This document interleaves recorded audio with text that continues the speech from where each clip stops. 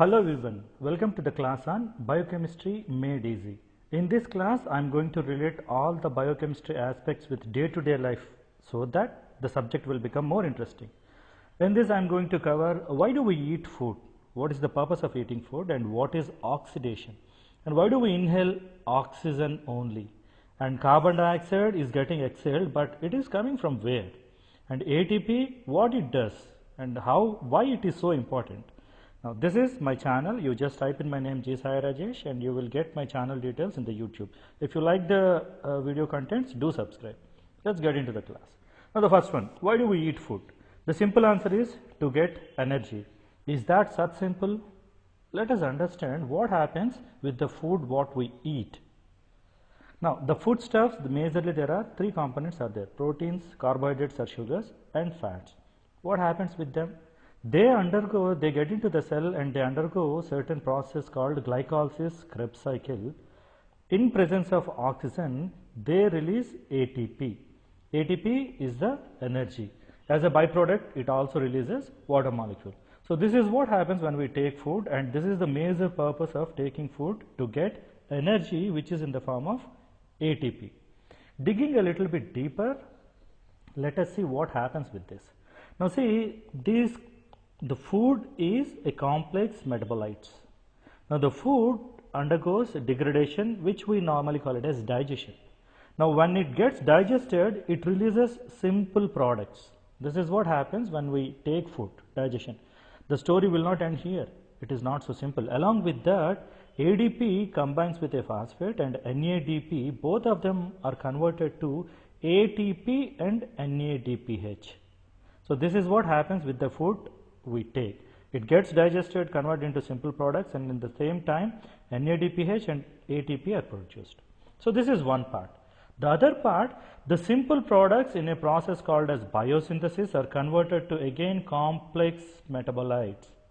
Now how it happens? It utilizes ATP. Look at this. It uses ATP and it releases ADP. Again, it also uses NADPH and NADPH is converted to NADP.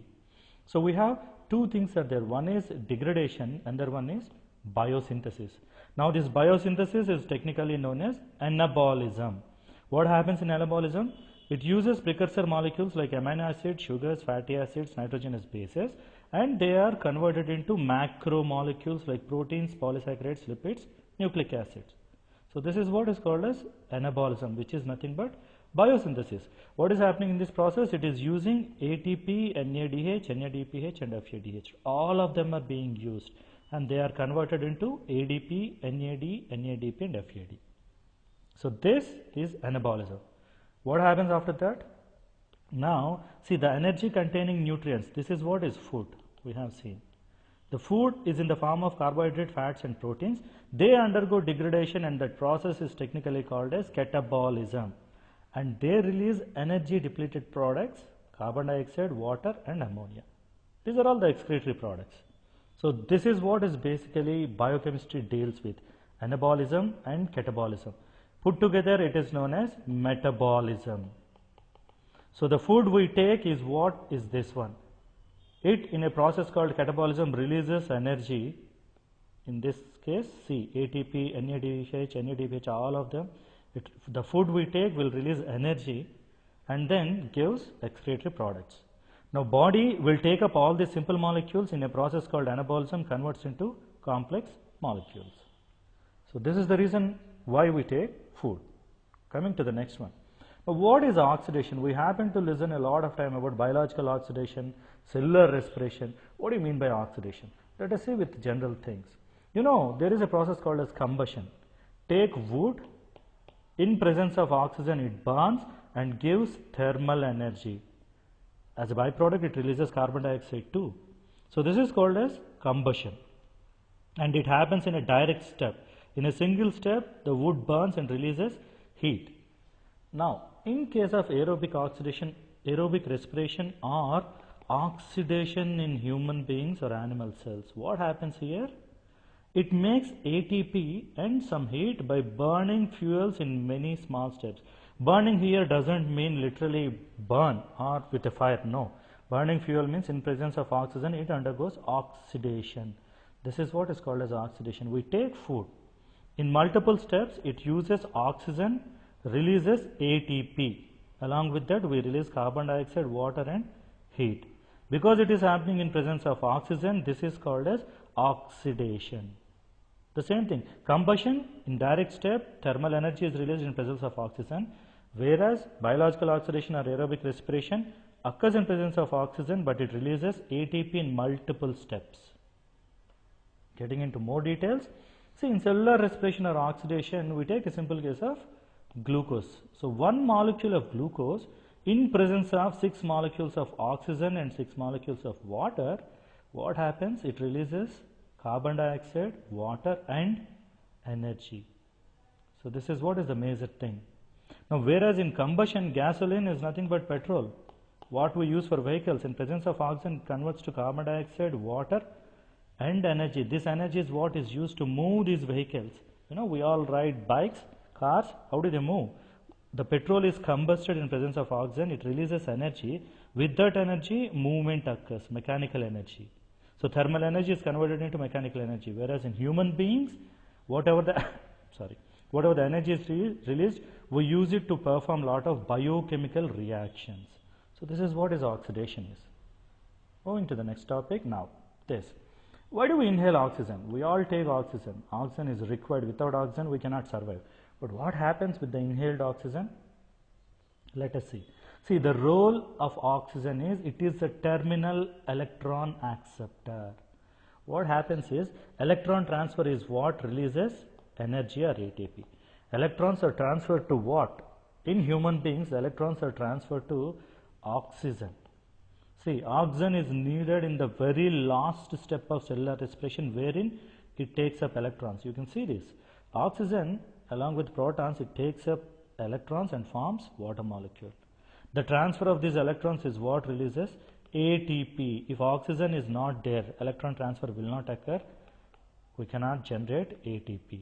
In cyanide poisoning, this is what happens. This chain is disturbed and electron transport will not occur and ATP will not be there. People will die because of that toxicity.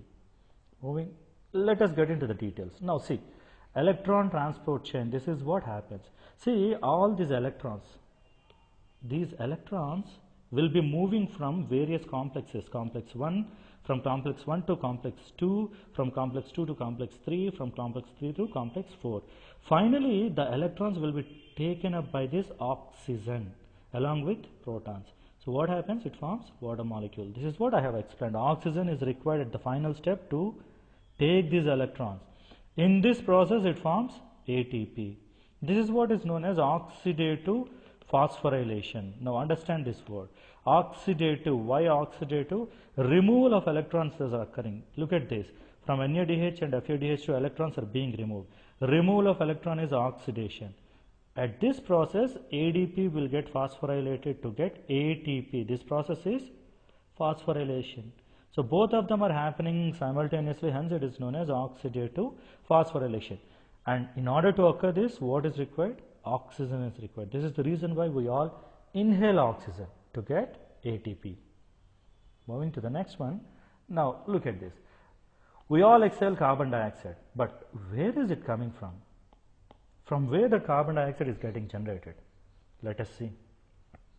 Now see, the foods we take are converted to carbohydrate is converted to glucose. In a step of glycolysis, it releases pyruvate. Now pyruvate is converted to acetyl-CoA. Pyruvate is a 3-carbon compound, whereas acetyl-CoA is, you can see only 2 carbons are there. What happens to the other carbon? It comes out as carbon dioxide. Because 2 pyruvates are converted to 2 acetyl-CoA. See, 1 glucose gives 2 pyruvates. 2 pyruvates are converted to 2 acetyl-CoA, so it is releasing 2 carbon dioxides. Now what happens to this acetyl-CoA? It undergoes citric acid cycle. Now, what is happening? See, you can get into the details of citric acid cycle, but the point here is this. It is releasing carbon dioxide. Look at this. What is happening? 1 acetyl-CoA here, see, 2 acetyl-CoAs are participating in the citric acid, so here 2 carbon dioxide and here also 2 carbon dioxide. Totally how many you are getting? Here, here, here. How many? 6 carbon dioxide. This is what we exhale. What is happening? Glucose is completely getting converted to carbon dioxide, and this is what is called as glucose complete oxidation. What is oxidation? Combining with carbon. The C6H12O6 glucose is completely getting converted to 6CO2, and this is what we exhale, comes out of our body. So let us get the complete picture of cellular respiration. We have seen why do we take food. The food will give us energy. We have seen what is the importance of oxygen. In presence of oxygen and food, the cell will take up and it undergoes glycolysis, Krebs cycle and electron transport, and finally it releases carbon dioxide, water. But the important thing is ATP. The entire process is called a cellular respiration. Let me repeat this again. We take food in presence of oxygen. All of them will undergo glycolysis, Krebs cycle and electron transport by releasing ATP energy. In that process, glucose is converted to carbon dioxide, complete oxidation, and water is also released. So this is where we are getting carbon dioxide. Look at this, all these carbon dioxide are coming from complete oxidation of glucose.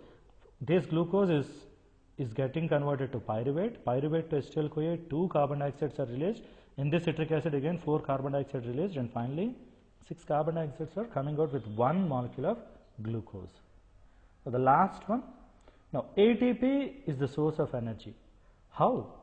Why ATP is acting as energy currents? Let us see. Now ATP is adenosine triphosphate. Adenosine is a combination of adenine and ribose. It has got a nitrogen base and a sugar. TP is triphosphate. 3 phosphates are there, hence it is known as triphosphate. Now you can see this bond is high energy bond. So when this phosphate is released, it releases energy, and this energy is what makes other reactions move forward. Let me give you one example. You know, in glycolysis the first step is glucose is converted to glucose 6-phosphate, right? Glucose has to be converted to glucose 6-phosphate, but as such, in order to move this reaction, it needs, look at this, glucose plus phosphate, glucose 6-phosphate, it needs 13 kilojoules of energy is required. As such, the reaction will not move forward. But when it is coupled with ATP hydrolysis, what happens? ATP is converted to ADP. It is releasing 30.5 kilojoules of energy. So this much of energy is required, and in order to convert glucose to glucose 6-phosphate, you need 13.8 kilojoules. So this energy is given to the conversion. So what happens finally? ATP plus glucose gives ADP plus glucose 6-phosphate. Again, there is an excess of energy because 30 is very high. You need only 13. That is given, the excess is released. Now what is happening? Normally without ATP the reaction will not move forward. How it is moving? Because ATP is coupled with that reaction and making the reaction to move forward possible. This is how ATP acts as energy. Whenever energy is required, ATP goes there and releases energy. This bond is cleaved and it releases energy. So ATP is converted to ADP with the release of energy, and this energy is what used to move forward all the biochemical reactions. I have given just one example. So these are all the basic things in biochemistry. So you need to, comprehension is required. You need to understand the concept thoroughly, and you need to connect with real life as we have seen now. Then learning becomes fun. Thank you for watching this video.